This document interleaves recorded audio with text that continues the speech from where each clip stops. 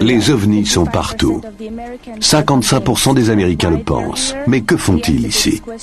D'après les enquêteurs, les rencontres rapprochées du quatrième type, c'est-à-dire les enlèvements d'êtres humains par des extraterrestres, nous donnent un élément de réponse. Mais dans quel but des visiteurs d'autres planètes viendraient-ils s'emparer des terriens? Nous avons mené l'enquête sur ce terrible dossier.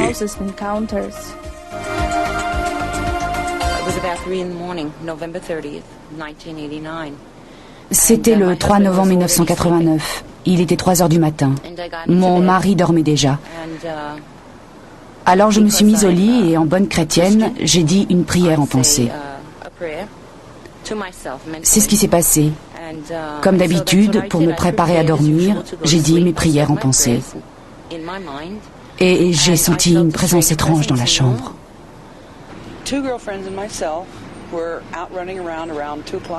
J'étais dehors à 3 heures du matin avec 2 copines dans la campagne. On espionnait un de nos amis. C'était en novembre 77. Je me rappelle, j'ai vu une lumière qui se promenait dans le ciel. Et j'ai dit à ma copine pour rigoler, « Tiens, un ovni ». La copine au volant, ça l'a fait rire. Mais l'autre derrière, elle paniquait. Alors ça aussi, ça nous a fait rigoler. Des ados en crise, quoi, 17 ans. Alors la lumière a commencé à se rapprocher et ça nous a angoissés. Ça devenait de plus en plus étrange. On se sentait toute drôle. Ma copine à l'arrière, ça l'a rendue complètement folle. Elle est tombée par terre et elle s'est mise à hurler. Et je me rappelle la voiture qui ralentit. La copine qui conduisait a ralenti et on a baissé les vitres pour bien voir ce truc. Et puis ça s'est brouillé dans ma tête. Et je me rappelle seulement le moment où on s'est rendu compte qu'il était 4h, 4h30 du matin. La copine qui conduisait regarde sa montre et fait « Bon Dieu, 4h du matin, vous vous rendez compte? Comme le temps passe quand on s'amuse. » Une vraie dinde. Mais plus tard, je me suis mieux rappelé ce qui s'était passé cette nuit-là. On roulait avec cette lumière qu'on regardait. Et alors ce machin, ce gros engin tout noir se mit à descendre devant la voiture.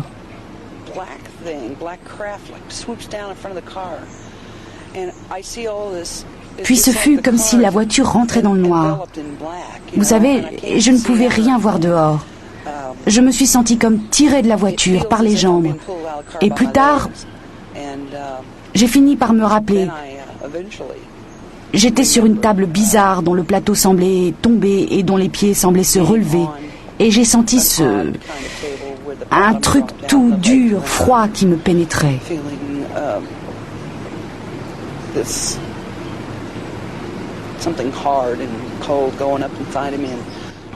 Je me réveille au milieu de la nuit, conscient tout d'un coup, parce que je sens quelque chose qui n'allait pas du tout. J'ouvre les yeux et je suis dans une petite pièce ronde, avec tous ces êtres bizarres autour de moi. L'un avec une grosse tête et de grands yeux noirs, et d'autres petits, bleus très vifs. Et je n'arrête pas de vouloir me réveiller.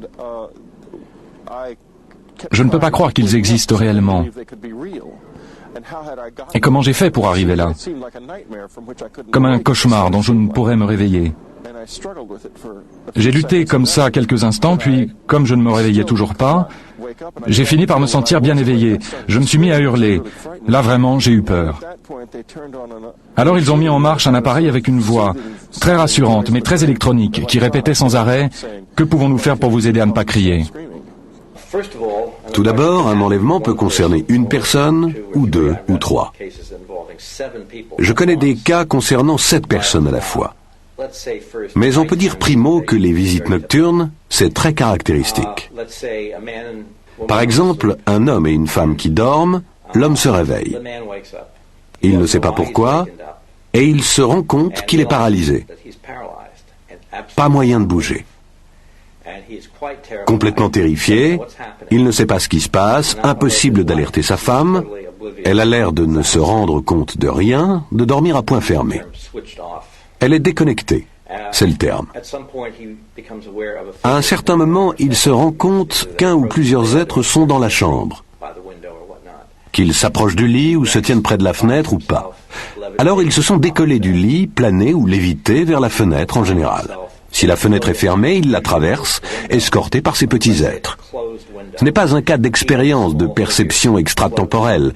S'il peut voir son lit, c'est qu'il n'y est plus, il a quitté son lit.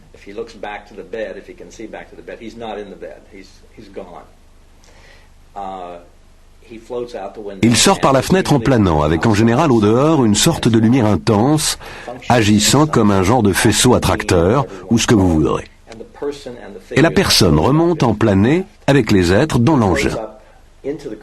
Il y pénètre en planant, d'ordinaire par une ouverture au-dessous, et il va souvent se retrouver presque aussitôt sur une table entièrement déshabillé. Très peu gardent le souvenir de s'être déshabillé ou de l'avoir été. Il se retrouve sur une table, et on procède à une série d'actes médicaux ou paramédicaux visant souvent pour finir l'appareil génital. Si c'est un homme, on placera en général un instrument autour du pénis. Fort souvent, à ce moment, on procède au prélèvement d'un échantillon de sperme, soit de façon douloureuse, soit en induisant l'orgasme. Souvent, il y a insertion de sondes dans les narines ou les oreilles. Toute une série d'autres actes interviennent fréquemment. Parfois, on stimulera des centres nerveux avec activation de divers groupes de muscles. Pourquoi ? Nous ne le savons pas.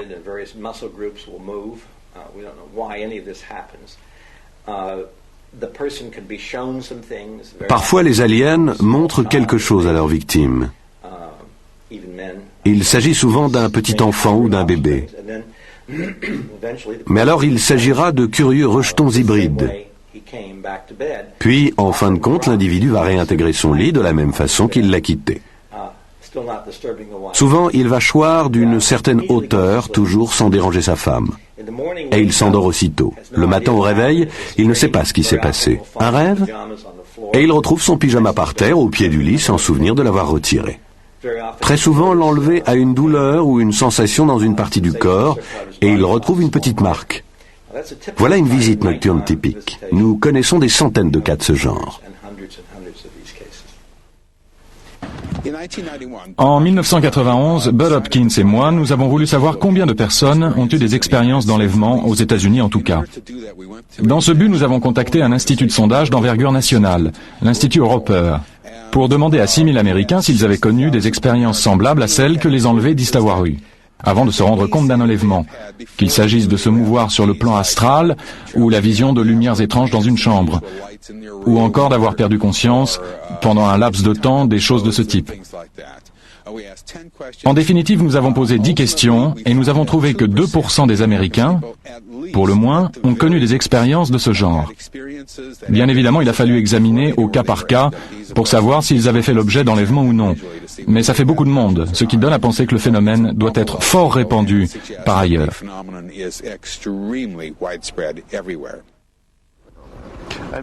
Depuis des années, je m'occupe des frontières de la conscience humaine. Mais en entendant parler de ce phénomène par un de mes collègues qui me parlait des travaux de Bud Hopkins, j'ai cru que c'était les fariboles. Ça s'est donc fait peu à peu en discutant avec lui, en voyant ses recherches. J'ai découvert que, en tant que psychiatre, je n'avais aucune explication de ce qui, chez ceux qu'on qualifie de nos jours d'enlevés, ou sujets d'expérience anormale, se présentait comme une expérience réelle. Et ma question est devenue, que se passe-t-il ?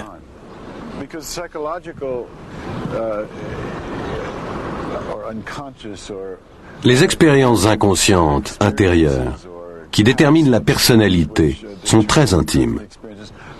Ces expériences sont d'une nature très différente selon les personnes.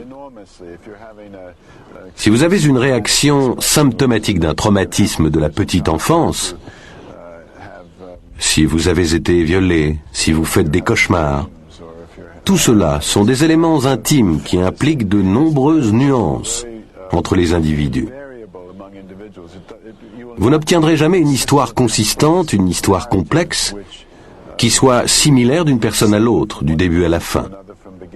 Toutes ces expériences sont du domaine de l'expérience réelle, à la différence de ce qui est construit, donc logique. certaines constantes sont apparues. Avant nos travaux, je crois bien qu'on n'avait pas trop fait attention à certains ensembles de caractéristiques qui apparaissent dans les investigations. Je me suis arrêté sur cette question des ressemblances entre une affaire et une autre, parce que cela permettait d'établir que l'on a bien affaire à un type précis, assez déterminé de phénomènes externes, plutôt qu'à toute la panoplie des fantasmes de l'humanité.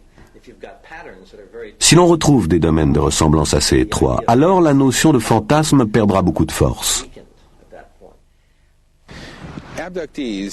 Les enlevés décrivent, grosso modo, 4 types d'extraterrestres. Encore faut-il prendre garde au fait que bien souvent, on a beaucoup de descriptions différentes. Or, l'un des grands problèmes de l'hypnose est celui de l'identification et de la description des extraterrestres. En effet, surtout lors d'une séance initiale, les sujets ont tendance à fabuler, à dire des choses qui ne sont pas strictement vraies. Une fois mis en place les contrôles nécessaires, on se retrouve en gros avec 4 types distincts d'extraterrestres. L'un d'eux sera l'extraterrestre connu de tous. Petit, bras et jambes grêles, corps mince, grands yeux noirs, absence de cheveux, de nez, de bouche et d'oreilles. D'autres présentent plutôt des allures d'insectes, comme une menthe religieuse, disons. D'autres d'aspect plutôt reptilien, et d'autres d'apparence plus humaine. En définitive, qu'importe, ils apparaissent toujours ensemble avec un objectif commun et ils proviennent donc sans doute d'un seul et même lieu. C'est là un groupe unifié d'extraterrestres poursuivant une seule et même activité.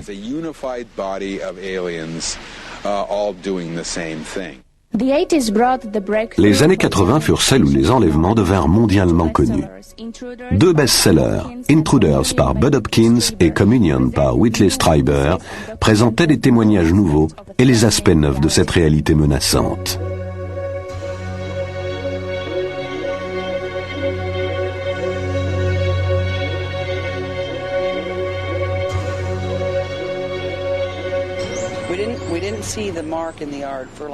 Deux ou 3 jours après la nuit du 30 juin 1983, une empreinte est apparue dans la cour. Quand ça m'est arrivé dans le garage, alors que je poursuivais ce que je croyais être un voleur sortant du garage. Tout à coup, j'eus l'impression de brûler, comme si j'avais reçu la foudre en pleine poitrine. J'ai reçu en pleine poitrine un coup d'éclair. Je ne vois rien de mieux pour exprimer cette sensation. Et j'ai vu des silhouettes de petites créatures, 1,20 m de haut à peu près, qui allaient dans la cour, 6 en tout, qui allaient vers un petit engin en forme d'œuf. Après tout ça, le lendemain matin, au réveil, j'avais les yeux gonflés comme collés. On m'a emmené aux urgences à l'hôpital. Ils m'ont envoyé directement chez l'ophtalmo, je crois, le spécialiste des yeux. Il m'a accusé en gros d'avoir regardé le soleil. Ça m'avait brûlé les yeux, d'une façon ou d'une autre. Il m'a ordonné plein de médicaments, des gouttes, des pommades, tout ça, et ça a mis 15 jours pour guérir.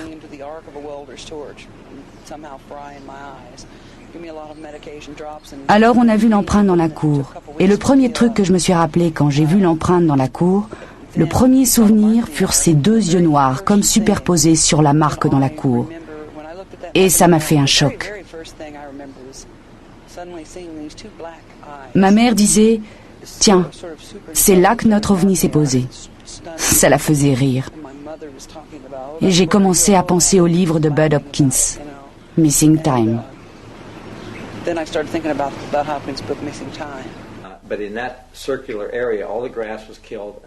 Mais à l'intérieur de cette zone circulaire, toute l'herbe était morte, et le sol était, vous savez, la terre avait fondu. Elle était devenue dure comme un roc. Et puis une bande rectiligne partant de là, de ce point d'atterrissage, sur 12 mètres environ. Là encore, le sol était cuit et l'herbe était morte. Et c'est vraiment tout à fait mystérieux vu que la terre était très humide, car on avait eu beaucoup de pluie. Mais là, la terre était desséchée, à en être craquelée, et je l'ai dit, dure comme du roc. On a essayé de reproduire cet effet en laboratoire, avec un échantillon de contrôle de terre, et on n'y arrivait pas. Nous ne savons pas quel type d'énergie a touché cette terre. Mais en tout cas, Grâce à ces souvenirs, nous savons où l'OVNI s'était posé. Et c'est précisément là que la Terre avait fondu, de sorte qu'on a un élément matériel très concluant à l'appui de son récit.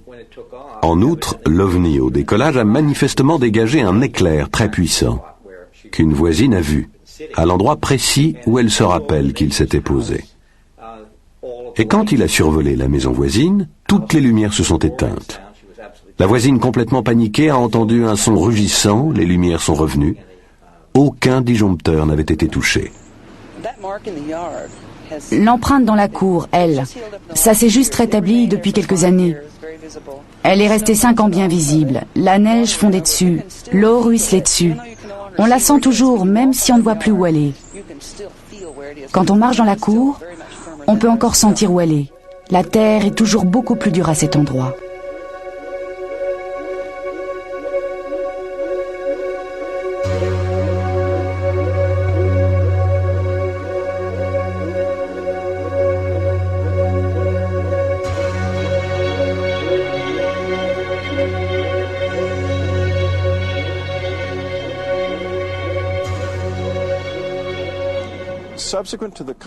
Après ce contact, j'ai eu des amis qui sont venus me rendre visite chez moi. Et il s'est passé une chose incroyable. Ils ont eux aussi été contactés. Même des gens qui ne s'intéressaient pas du tout à ça, qui ignoraient pratiquement tout des enlèvements. Ils ont expérimenté ces rencontres. Ça a bien duré 2 ou 3 ans. Eh bien, je passais la nuit chez les Streiber, dans leur villa de l'État de New York, et en me couchant, j'ai ressenti cette euphorie envahissante, comme si j'étais drogué. Je ne l'étais pas, que je sache. Une sensation délicieuse, à l'unisson avec l'univers. Puis je me suis endormi, et la personne qui partageait ma chambre a eu la même sensation. La même vision de lumière apparaissant dans la pièce. Au départ, c'était parfaitement terrifiant. En février 1986, j'avais tout envisagé. Je me suis retrouvé sans explication possible. Ça m'angoissait, ça n'est pas imaginable. Un peu comme si on découvrait qu'on n'était pas celui qu'on croyait, vous savez. Une expérience épouvantable, affreuse. Et j'ai tenté d'agir sur cette angoisse qui m'affaiblissait, me terrassait, en me promenant la nuit dans les bois où ça s'était passé. C'est devenu une obsession. Je ne pouvais plus me préparer pour ma nuit sans avoir traversé ces bois. Et en même temps, c'était très dur, car c'était vraiment paniquant.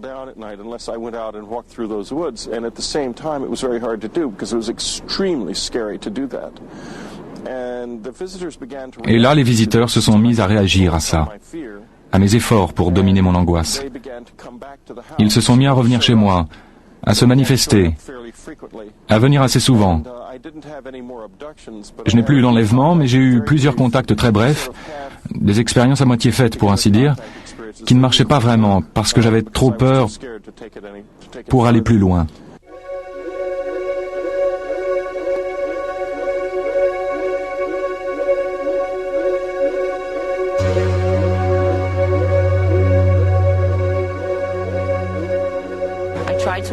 J'ai voulu réveiller mon mari. J'avais toujours les yeux fermés, pas de réaction de mon mari. Là, j'ai ouvert les yeux, j'ai regardé droit devant. Il y avait cette chose, cette créature au pied du lit. Et là, c'était la première fois que j'avais conscience de voir ça. J'étais réveillée, pas endormie, je disais mes prières. Je n'ai plus senti mes jambes, je me suis assise sur le lit, tirant sur mes jambes si lourdes, et je me suis retournée. J'ai envoyé un gros oreiller que j'avais fait. On aurait dit que j'avais mis des pierres tellement il était lourd, et ça l'a touché, la créature. Le souvenir suivant que j'ai consciemment, un souvenir fragmentaire, c'est une étoffe blanche qui montait couvrir mes yeux et qui redescendait. Ensuite, j'ai senti quelque chose, des petits coups de poing peut-être, ou un instrument qui tapait mon dos. C'est tout ce que je me rappelle. Et alors mon souvenir conscient après ça, c'est de tomber dans mon lit. J'aurais pu être tombée de je ne sais quelle hauteur, de 5 ou de 50 cm, ce qu'on voudra. Mais là j'étais consciente. Je me suis sentie tomber dans le lit.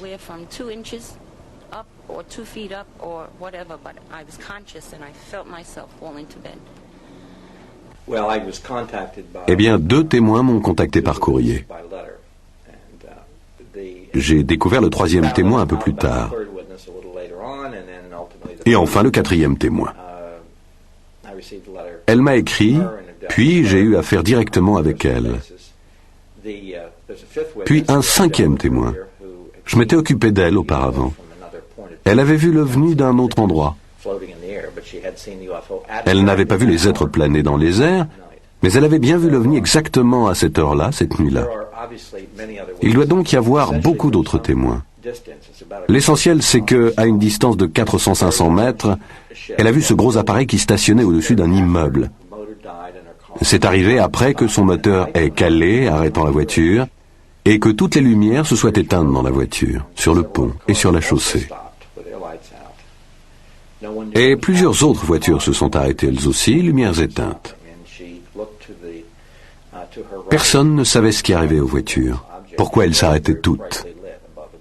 Elle a regardé sur sa droite, elle a vu un objet énorme, très très brillamment éclairé au-dessus de l'immeuble.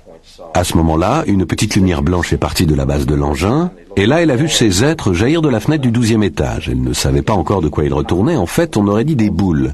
C'étaient des personnages en position fœtale, et ils se sont tous déployés tout d'un coup, vite aspirés dans l'engin, le tout en 12 secondes à peu près, puis l'engin s'est éloigné. J'ai entendu des descriptions qui concordaient exactement avec celles des 2 agents de la sécurité dans la voiture située en bas, accompagnant une haute personnalité politique. Ils ont tous vu la même chose que ces femmes, sauf qu'ils étaient plus rapprochés.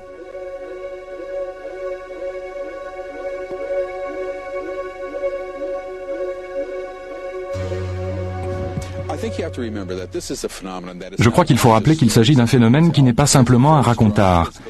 Il y a un élément matériel très substantiel qui s'y rattache, qui s'attache à toutes ces personnes. Par exemple, lorsque des sujets affirment avoir été enlevés, ils sont matériellement absents de leur environnement. Ils ne sont pas là. Jamais on n'a mis la main sur quelqu'un pendant la durée de son enlèvement. Ces sujets reviennent, portant sur leur corps des marques et cicatrices inhabituelles, absents la veille et toutes liées à l'enlèvement. Et il faut insister sur le fait que certains sujets assistent à l'enlèvement d'autres personnes. Des 750 régressions d'enlèvement que j'ai menées, 20% concernent 2 personnes ou plus. De sorte que ces sujets peuvent mutuellement confirmer leur enlèvement. Ils se voient, l'un d'eux n'est pas enlevé alors que l'autre va l'être, et ils le voient toujours. En outre, les détails fournis par ces sujets sont d'une précision extraordinaire. Ils peuvent décrire certains des instruments qu'on leur a appliqués, et nous savons à quoi ils servent, même si ces sujets l'ignorent, n'en ont pas connaissance. Mais nous avons vu ces instruments apparaître en tant d'occasions que nous savons leur fonction. Lorsqu'ils décrivent les actes effectués, ils vont décrire l'acte A, l'acte B, l'acte C, et nous savons que l'acte D va suivre. Eux n'en savent rien, et voilà qu'ils poursuivent en donnant la description de l'acte D, de même que tous les autres l'ont fait. Si bien que toute théorie rendant compte de ce phénomène doit prendre en compte cet élément matériel très important et s'y appliquer. Ça, oui, je suis sûre que ça se passe dans le monde réel, matériel. Parce que lorsque je me suis réveillée, j'avais des marques diverses sur le corps qu'on m'avait faites pendant la nuit. Des exemples. Un petit bout de peau prélevé sur le menton, ici. Et j'en avais d'autres que je portais depuis toute petite sans avoir jamais su comment ça m'était arrivé. Mais celle-ci, là, on me l'a faite l'année dernière, au mois de mars, je crois. Je me suis juste réveillée, un petit bout de peau me manquait sur la figure. Vous savez, quand on se fait une coupure, qu'on s'égratine, d'abord ça saigne. Ensuite, ça fait une croûte, puis ça se cicatrise et la croûte tombe. Et là, c'est ce qui se produit naturellement. C'est la cicatrisation naturelle. Mais là, il n'y avait ni sang ni croûte. La veille, ce n'était pas là. Le lendemain, j'ai la cicatrice d'une incision sur la figure. Et j'en ai une sur chaque jambe.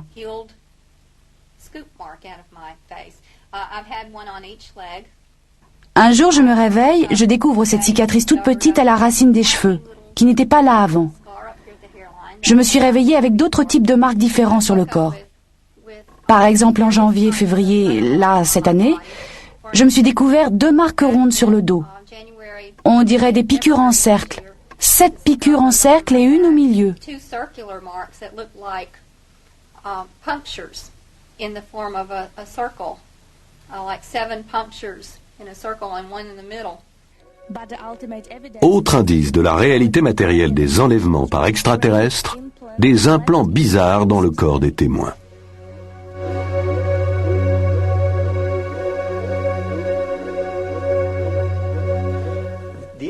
La question des implants est extrêmement intéressante, du fait que nombre d'objets, que l'on pense être des implants, ont été recueillis, de formes et de dimensions variables, qui semblent avoir été logés à des emplacements bizarres.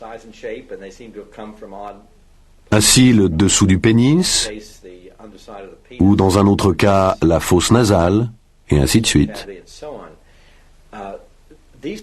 Ces objets ont en commun de ne pas être opaques aux rayons X, ce qui veut dire qu'ils n'apparaissent pas sur une radiographie. C'est très intéressant. Pour la plupart également, ils sont constitués de matériaux organiques, à base de silice, de carbone, d'oxygène, etc. Il ne s'agit pas, ils n'ont pas l'aspect de pièces de mécanique. Nous ne savons pas vraiment de quoi il s'agit. On peut difficilement demander aux scientifiques qui ont étudié ces objets de s'aventurer à dire que tel objet n'aurait pas pu être produit sur Terre d'aucune façon. On ne saurait demander à aucun scientifique de se lancer dans la preuve d'une négation. Pourtant, aucun de ces objets n'aurait dû se trouver aux emplacements du corps humain où on les a découverts. Nous n'avons pas plus idée de leur fonction. On peut spéculer, mais tout ce qu'on a, ce sont des clichés radio ou d'IRM montrant de mystérieux objets à des endroits bizarres.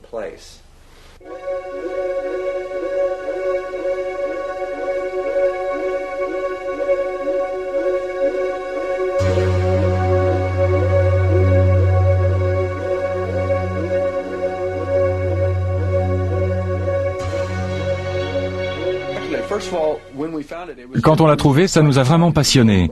Quand cette dame nous l'a apporté, elle nous l'a apporté par un hasard tout à fait fortuit. Elle se frottait les yeux le lendemain matin. Le matin après le 10 décembre. Quelque chose la gênait dans l'œil. Et c'est sorti, ça a atterri sur son bureau. Un objet minuscule mais si dur qu'elle l'a entendu tomber sur le bureau. Sa chef se trouvait là. Elle lui a demandé « Qu'est-ce que c'est ?» Elle a répondu « Je ne sais pas, un grain de sable ou je ne sais pas quoi. J'avais ça dans les yeux, ça m'a fait mal toute la nuit. » Et l'autre « Apportez ça à l'enquêteur, monsieur Sims. » Et elle a répondu « Oh, sans doute, juste un grain de sable. » L'autre lui dit « Non, allez le lui montrer, s'il vous plaît. » Ce n'est que comme ça qu'on a eu cette pièce à conviction-là. Sous hypnose régressive, elle décrit l'objet, comment il a été inséré à l'aide d'instruments chirurgicaux et un autre instrument servant à l'extraire. Alors initialement, je l'ai montré aux zoologistes, aux biologistes. Ils l'ont examiné afin de savoir s'il s'agissait d'une sorte de graine, de matrice. Il avait effectivement l'air d'une graine, une petite graine. Je l'ai montré à un zoologiste afin qu'il vérifie s'il pouvait s'agir d'une sorte de petit œuf. Mais évidemment, ce n'était pas le cas. Je le savais depuis longtemps. Mais je voulais que cela me soit confirmé par des gens compétents en la matière. Le zoologiste l'a regardé, il a dit « Bon Dieu, mais qu'est-ce que c'est que ça? Ça ressemble à du plastique dur ou à une sorte d'œuf, comme si quelque chose était contenu là-dedans. D'où cela peut-il bien venir ?» La seule explication que j'ai pu lui donner fut de lui dire que cela venait de l'œil d'une femme. Il m'a répondu « C'est impossible. Comment cela pourrait-il sortir de l'œil d'un être humain? Qu'est-ce que c'est que ce truc? » Vous savez, je ne peux pas vous en dire plus au sujet de ce truc, lui ai-je répondu. Un peu plus tard, j'ai souhaité le faire examiner au microscope électronique. Nous avons trouvé des traces de matériaux rares, du titane et du beryllium, ce qui ressemble aux matériaux décrits dans les récits d'OVNI. Je m'y suis mis après avoir rencontré un enquêteur au Texas du nom de Darrell Sims, qui faisait des recherches sur le phénomène des enlèvements extraterrestres depuis environ 27 ans. Il m'a intrigué en me montrant une série de clichés radio d'un pied avec 2 objets métalliques fichés à l'intérieur que j'ai proposé d'extraire. Le temps d'organiser l'extraction pour le patient, un autre cas s'était présenté, où l'objet métallique était logé dans le dos de la main. J'ai mis en place une équipe de chirurgiens, les 2 cas furent opérés, et les résultats d'analyse biologique ont été fichés et archivés, ainsi que les résultats préliminaires d'une longue série d'analyses sur l'origine des métaux. À ce jour, nous avons procédé à 6 opérations, dont nous avons les résultats. 3 cas semblables pour ce qui est des objets et 3 autres cas semblables entre eux, à savoir pour ainsi dire les métalliques et les non métalliques. Les objets métalliques sont de forme variable et sont couverts d'une membrane dense, gris foncé, qui résiste au scalpel. Les 3 autres présentaient de petites billes, d'une couleur blanc-grisé, et il ne s'agissait pas de calcium. Nous en avons fait analyser une, on y trouve une foule d'éléments divers. Les résultats d'analyse biologique couvrent les tissus voisins qui ne présentent aucun signe de réaction inflammatoire, ce qui est virtuellement impossible chez l'humain. Et une présence importante de terminaisons nerveuses de propriocepteurs, toutes extraites de zones tissulaires auxquelles elles n'appartiennent pas. Alors une fois ces 2 sujets rapatriés à Houston, j'ai collecté les implants.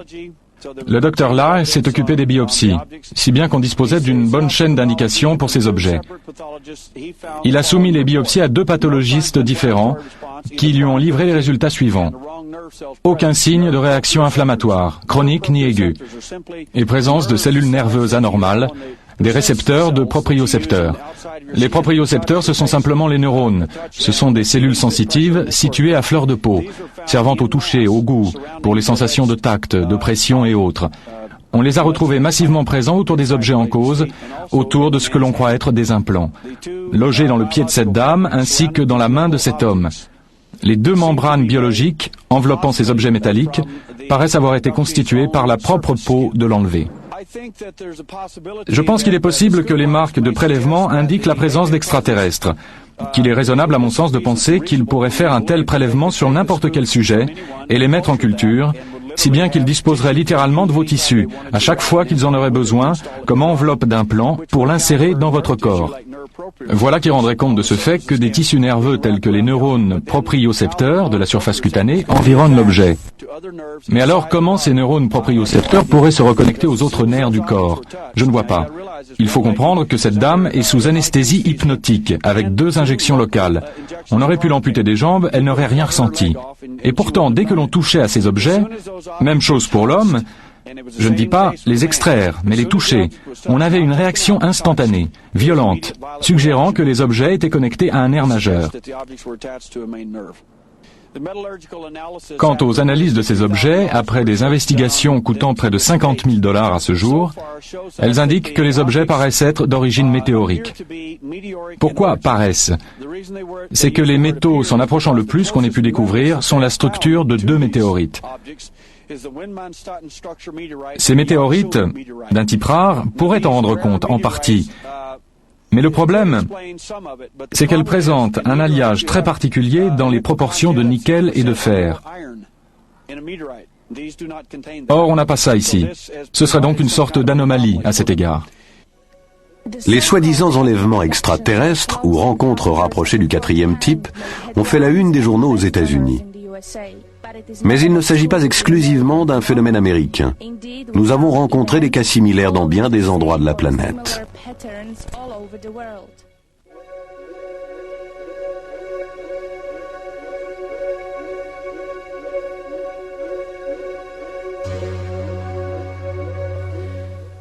En fait, je les ai invités en 1985 parce que j'avais rencontré un Américain en Tchécoslovaquie. Nous avions parlé et il m'avait raconté avoir voyagé dans les ovnis. Alors je lui ai répondu, un peu moqueuse, « Pourquoi ne m'emmènes-tu pas avec toi ?» Et puis un jour, alors que j'étais en train de lire un livre, il s'agissait d'un livre de poèmes dont le titre était « Le premier contact », j'aperçus soudain par la fenêtre, à une 50aine de mètres de moi, un ovni. Je fus totalement paniqué, car soudain je réalisais que j'étais face à quelque chose que je ne pouvais pas comprendre. Plus tard, j'ai compris que j'avais été enlevée cette fameuse nuit, et ça a bouleversé ma vie. Je me suis retrouvée sur une table d'opération, et comme je suis médecin, vous savez, la technique opératoire m'intéressait particulièrement. Cette technique était très en avance sur nos propres méthodes. Il s'agissait de rayons laser de couleur.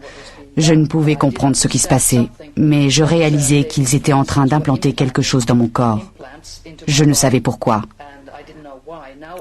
Maintenant que j'en sais davantage au sujet de tout cela, je comprends que ces implants étaient faits pour changer notre niveau de sensation et pour nous aider à stocker des informations.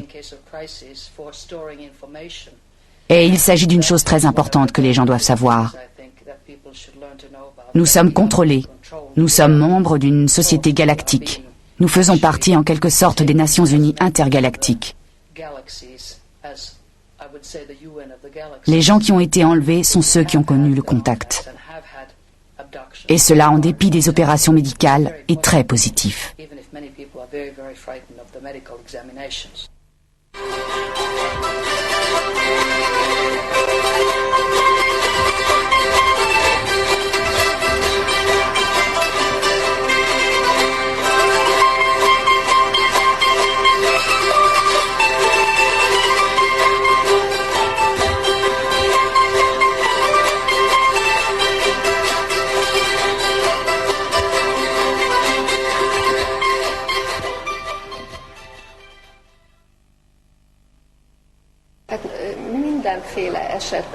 J'ai effectué de nombreuses régressions hypnotiques avec des gens qui se sont alors souvenus de ce qui leur était arrivé sur une table d'opération, entourés de petits êtres, des gris, des extraterrestres humanoïdes.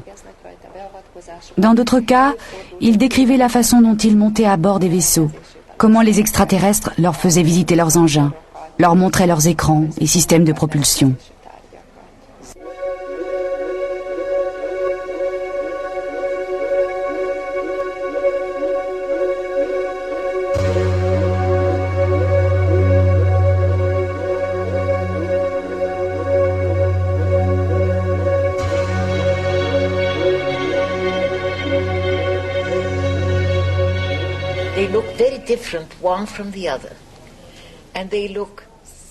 Chacun était un peu différent de l'autre, mais ils ressemblaient cependant à tous ceux qui ont été observés partout dans le monde.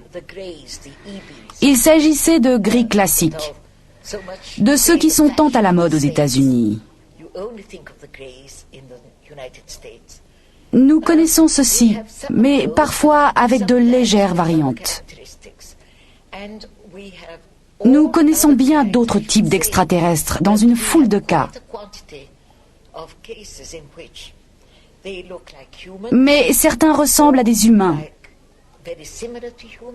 D'autres sont beaucoup plus grands et beaux que des humains. D'autres sont semblables à des monstres, à des erreurs de la nature.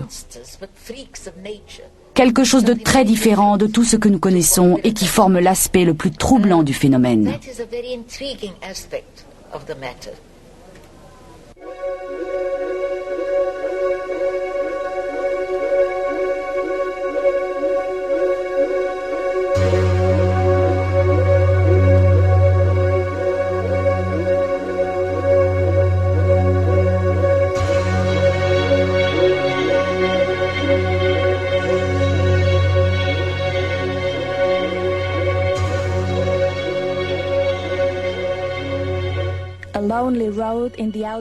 Une petite route australienne fut le théâtre d'une scène d'enlèvement collectif unique en son genre, lors des toutes premières heures du jour, un dimanche matin.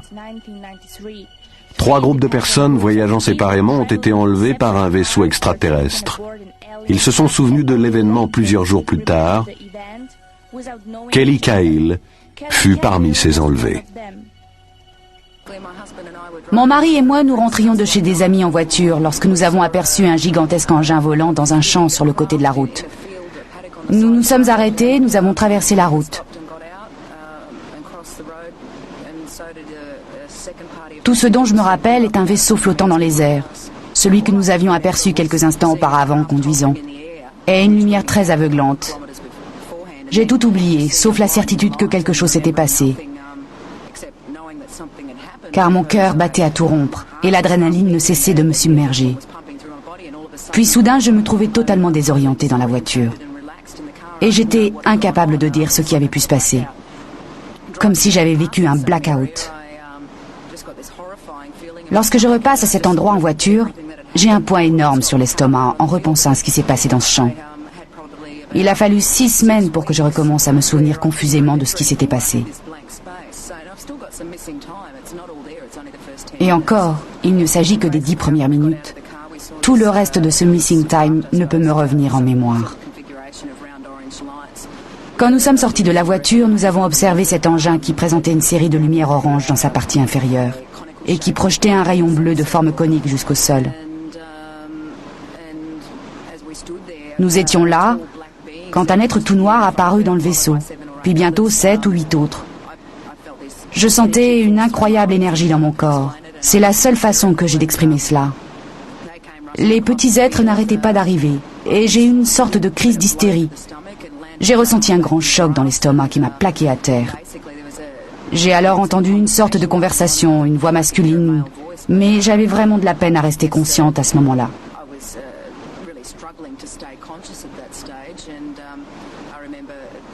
La seule chose dont je me rappelle ensuite, c'est d'avoir prié très fort pour obtenir de l'aide.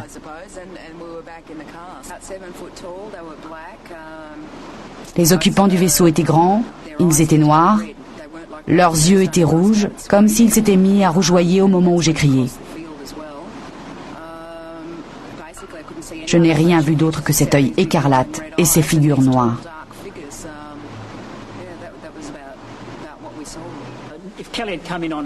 Si Kelly avait été seule, nous n'aurions qu'un cas normal. Mais ce qui s'est passé, c'est qu'un autre couple a été impliqué dans cette rencontre du 4e type. Et ce sont ces 2 sources totalement indépendantes qui font tout le prix de l'affaire. Si vous faites des recherches, eh bien vous vous rendez compte que les 2 groupes d'observateurs sont en quelque sorte reliés entre eux. Pour dire mieux, la rencontre a eu lieu sur la route et tout le monde est sorti pour observer cet événement. Ainsi, dans cette affaire, les 2 voitures ne se trouvent pas au même endroit et les personnes à l'intérieur ne se connaissent pas. Chaque voiture disparaît et réapparaît à un endroit et à un moment différent. Eh bien, ce que nous avons fait d'abord, c'est localiser l'endroit où tout cela s'est déroulé. Nous l'avons trouvé assez facilement.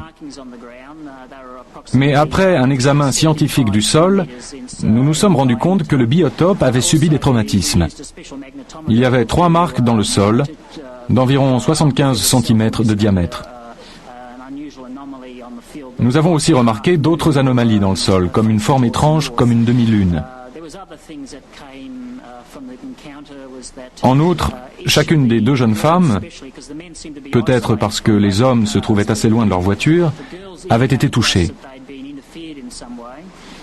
L'une des 2 femmes, qui s'appelle Glenda, une infirmière confirmée, présentait des marques qui ont été d'ailleurs photographiées. Un triangle est apparu sous son nombril, de même qu'une marque à l'intérieur de la cuisse gauche, ainsi que sur le bas de sa cheville. Il y avait ainsi de nombreuses preuves physiques.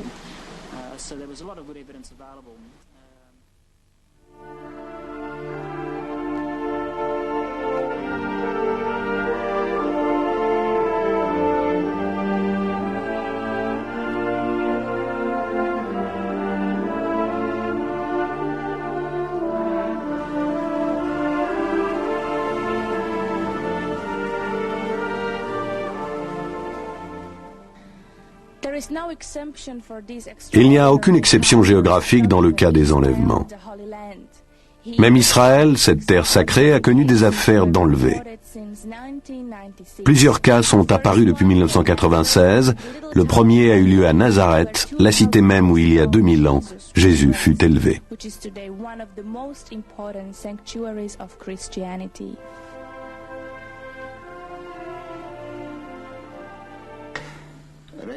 Le soir du 15 septembre 1996, je marchais aux environs de la poste, lorsque j'aperçus à environ 400 mètres de mon domicile un gigantesque vaisseau de forme circulaire à quelques mètres au-dessus de moi.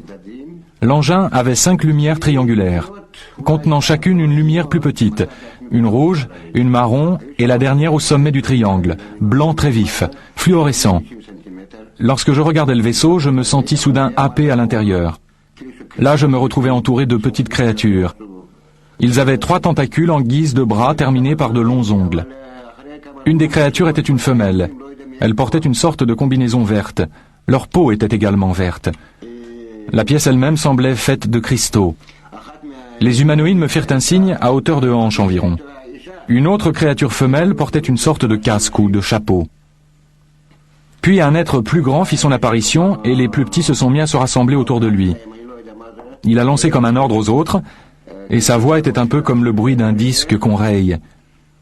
À ce moment, un des petits êtres se rapprocha de moi et me jeta une poudre jaune au visage. C'est tout ce dont je me rappelle.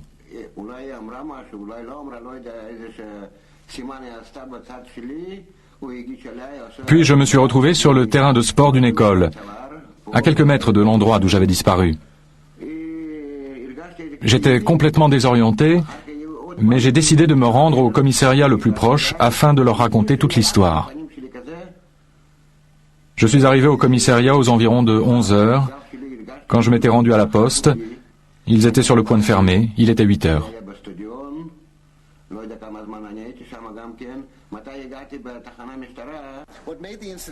Ce qui a rendu cet incident particulièrement intéressant, c'est qu'il s'est rendu immédiatement à la police. La police a ôté de la poudre jaune qui se trouvait sur son bras, jusqu'à son poignet.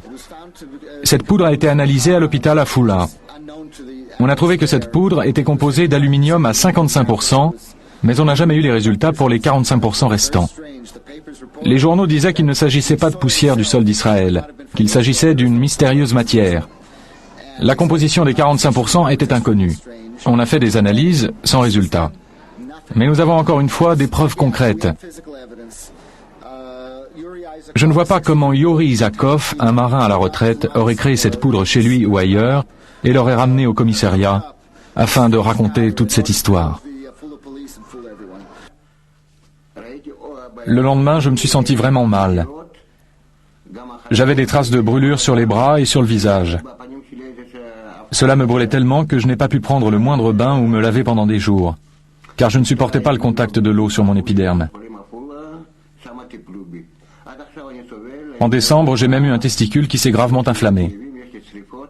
La plupart du temps, je me sens mal, tellement mal que je n'arrive plus à trouver le sommeil.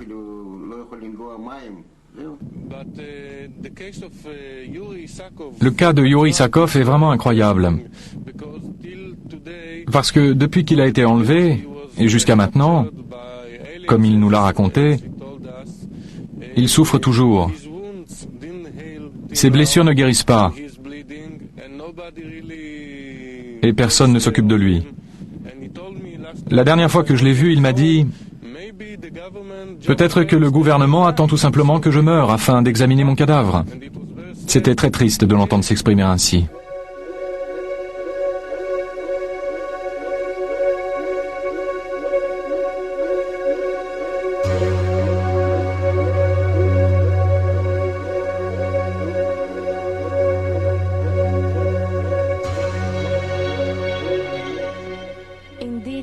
Les chercheurs s'accordent aujourd'hui sur le fait que le phénomène des enlèvements est global par essence.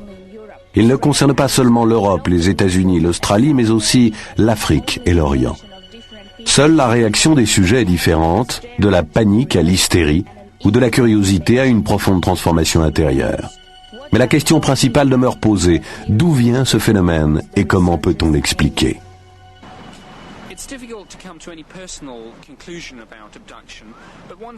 Il est très difficile d'arriver à des conclusions personnelles et définitives au sujet des enlèvements, mais un aspect du phénomène me retient tout particulièrement. Je pensais que la plupart des enlevés réagiraient avec peur et colère à ce qui leur était arrivé. Mais aucun ne réagit comme ça. Ils réagissent d'une façon beaucoup plus positive. Ils développent une philosophie personnelle proche du New Age. Ils se mettent à peindre, à dessiner ou à écrire des poèmes. Cela me frappe comme s'il s'agissait de quelque chose d'artificiel, d'extérieur à eux, comme s'ils avaient été induits.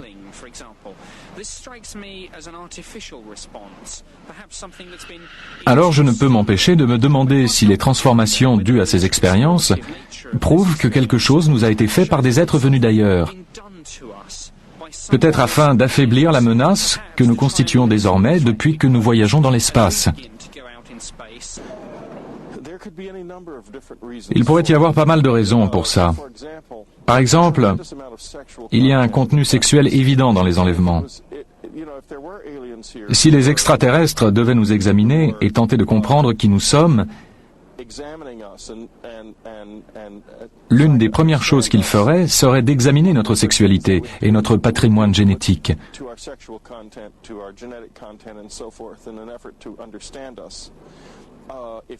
Si nous pouvions aller sur une autre planète, nous ferions exactement la même chose.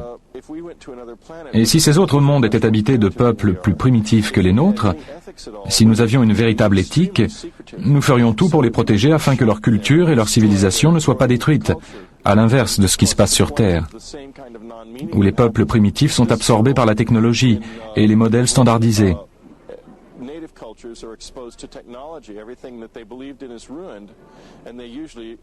Quelles que soient les formes vivantes en dehors de notre planète, elles essaient de rentrer en contact avec nous sans détruire ce que nous sommes. La plupart des enlevés racontent que les aliens veulent sauver la planète et l'environnement et nous avertir de ne pas poursuivre dans cette voie. De plus, ils souhaiteraient mieux connaître l'homme et son anatomie. Enfin, ils aimeraient nous transmettre tout un savoir qu'ils ont acquis et qui permettrait notamment de nous guérir. Et ils font ça pour notre bien, car nous détruisons cette planète. Je veux dire qu'il est évident que si nous ne changeons pas notre façon de nous comporter les uns vis-à-vis des autres, nous disparaîtrons. Nous méprisons tous ceux qui sont différents, tous ceux qui ont une autre religion, une autre couleur, une autre façon de voir le monde. Nous détruirons la Terre par la pollution, par la radioactivité, par les installations nucléaires. Aussi, ils essaient de prendre notre sperme, nos ovules, afin de pouvoir créer une nouvelle race, car ils se rendent compte que nous nous détruisons nous-mêmes. L'humanité est si primitive, si grossière qu'elle doit être changée. Et ce n'est pas la première fois que ce constat s'impose, car nous avons déjà fait l'objet de manipulations génétiques depuis des milliers d'années.